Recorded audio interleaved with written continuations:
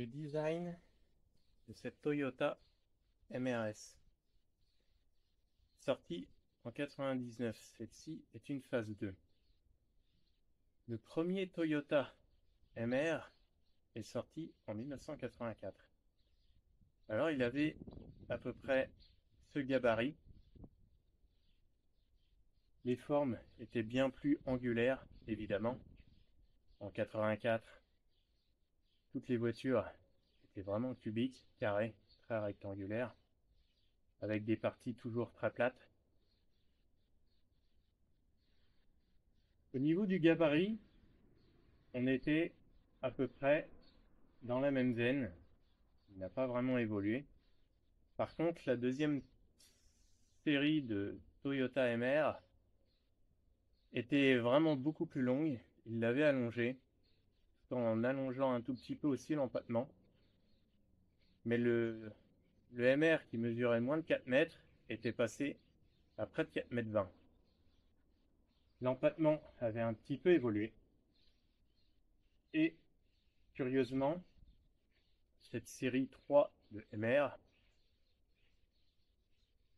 a vu sa taille se réduire en revenant en dessous de 4 mètres de longueur, mais en augmentant toujours son empattement pour gagner en stabilité.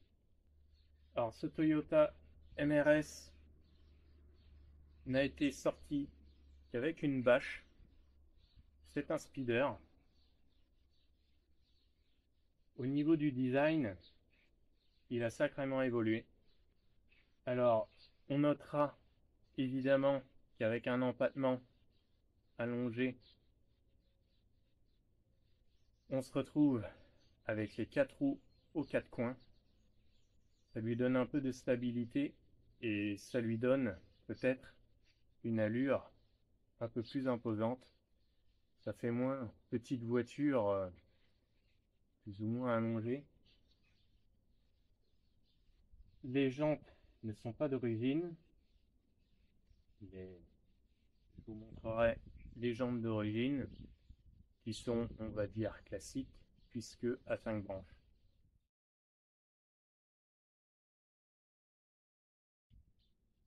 Ces jantes sont à peu près dans le même style avec une forme un peu plus originale si on veut,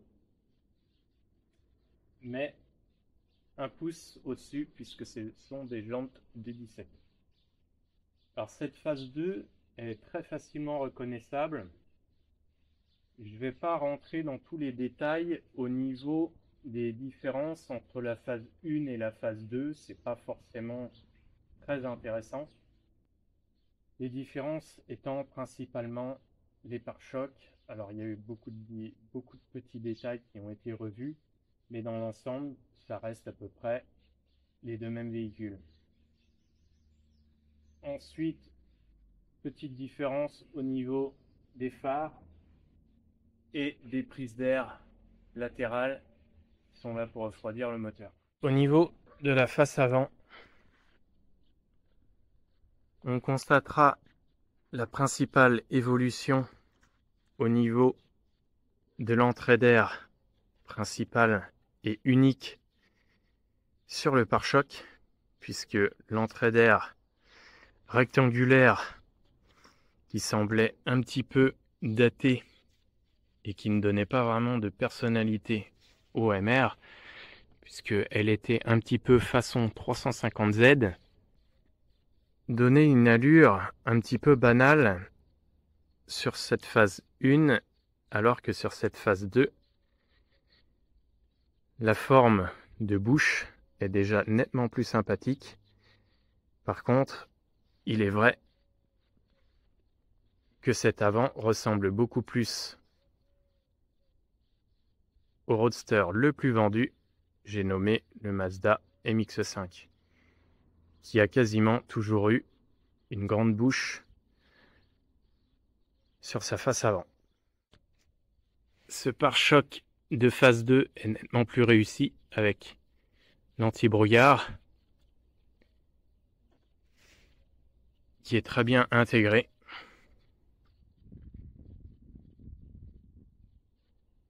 Au niveau du design, on peut dire que c'est un petit peu un mélange de Porsche Boxster. C'est vrai que il y a quelques traits de Porsche Boxster qui ressortent. Et aussi d'Audi TT. À noter que le MRS est sorti juste après l'Audi TT. Et n'oublions pas que le concept de l'Audi TT était apparu en 1994. Alors peut-être que chez Toyota, ils se sont légèrement inspirés du TT Roadster et du TT Coupé afin de créer ce dernier MRS qui ne devait tout simplement pas exister puisque Toyota ne souhaitait pas remplacer le MR de deuxième série qui était plutôt un coupé avec un toit Targa T-top.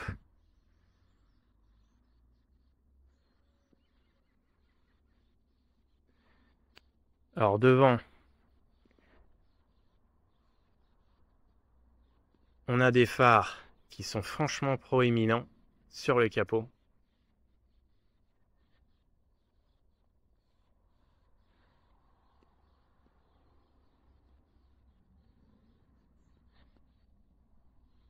La face avant est plutôt réussie, surtout sur cette face 2. Il n'y a rien à dire. On peut même dire que le MR a sa propre personnalité, même s'il est vrai que pour certains, il peut sembler un petit peu banal. C'est un véhicule un petit peu symétrique, comme l'Audi TT, il est vrai. Mais les symétries ne sont pas aussi parfaites que sur l'Audi TT. Si on regarde l'avant et qu'on le compare à l'arrière, il y a une ressemblance, mais il n'y a pas de symétrie parfaite, comme sur l'Audi TT. Là où on peut trouver une symétrie, il est vrai, c'est qu'on a le même genre de choses, puisqu'au niveau des feux, ils sont sacrément proéminents et dépassent de la carrosserie.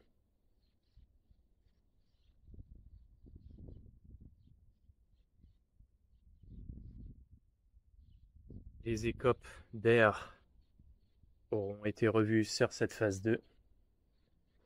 Le petit détail qui me choque le plus sur cette MR, c'est la forme des rétroviseurs qui semble, à mes yeux, sortie de 1990. Ils ne font franchement pas moderne du tout. Autrement, le capot est plutôt sympathique. On verra tout à l'heure qu'il a été sacrément travaillé.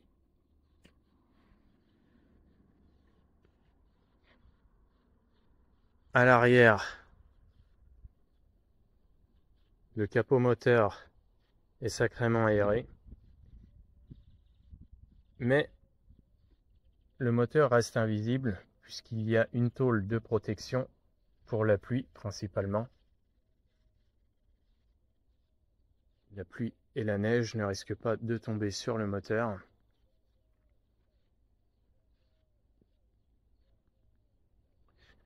À l'arrière, ces feux de deuxième génération sont relativement modernes.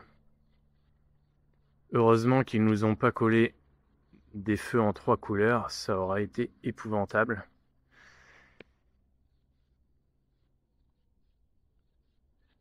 Le pare-choc arrière sera un peu redessiné aussi.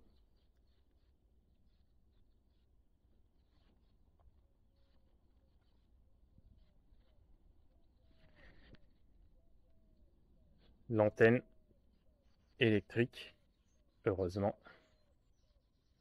Alors les poignées de porte incorporées aux portes sont plutôt réussis.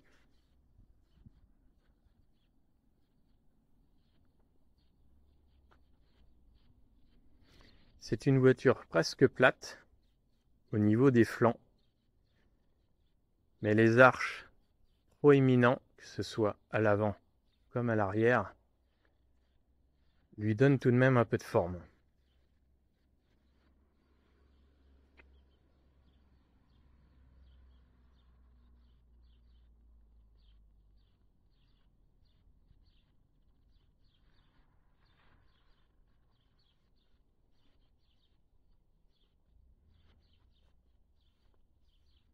On notera qu'il n'y a pas de bas de caisse d'ajouter sur ce véhicule.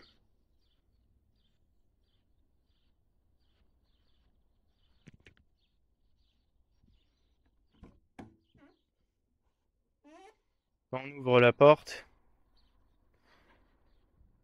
un petit détail de finition, on voit la boulonnerie sur l'aile arrière, évidemment, puisque l'aile arrière n'est pas soudée à la carrosserie.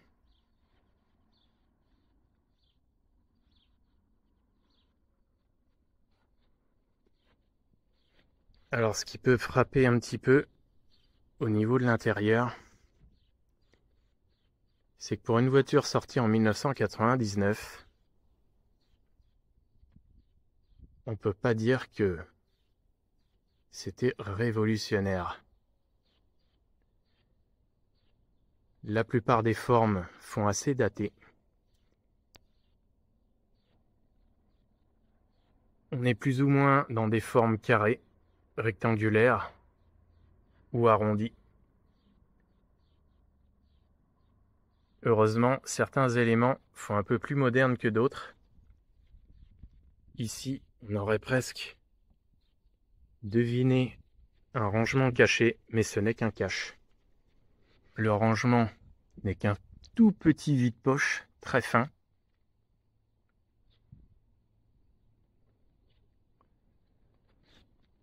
Les boutons n'ont absolument rien de moderne.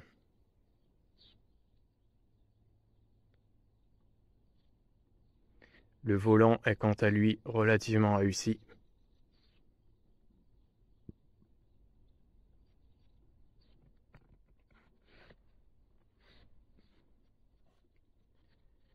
Les sièges sont quant à eux une grande réussite.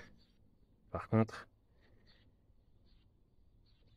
la qualité des matériaux, c'est autre chose. Les tissus n'étaient pas forcément très résistants.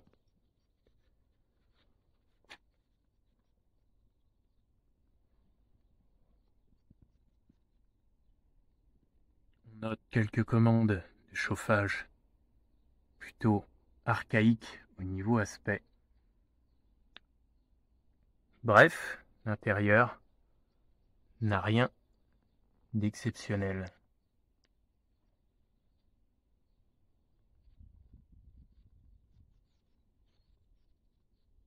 Alors, il faut savoir que Toyota n'a pas mis toute son expérience et un énorme budget dans ce véhicule, puisque à l'origine, il ne devait tout simplement pas sortir.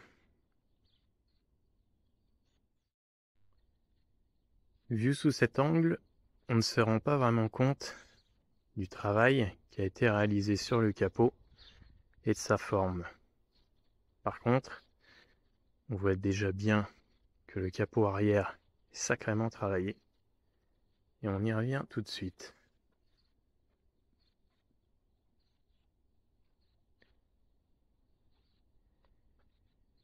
Pour un capot qui n'est pas plat, c'est vraiment un capot qui n'est pas plat.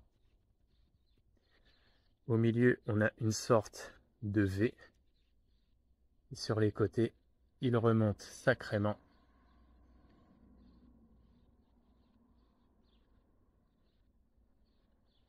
C'est une sacrée pièce, je trouve, au niveau du design. On peut pas dire qu'ils aient fait les choses à moitié. Ce capot levé est tout simplement superbe.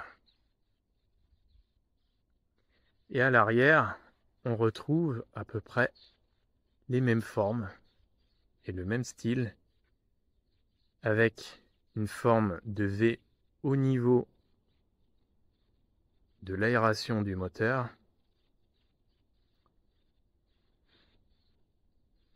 C'est à peu près le même élément en plus petit. Et on voit bien la forme du capot.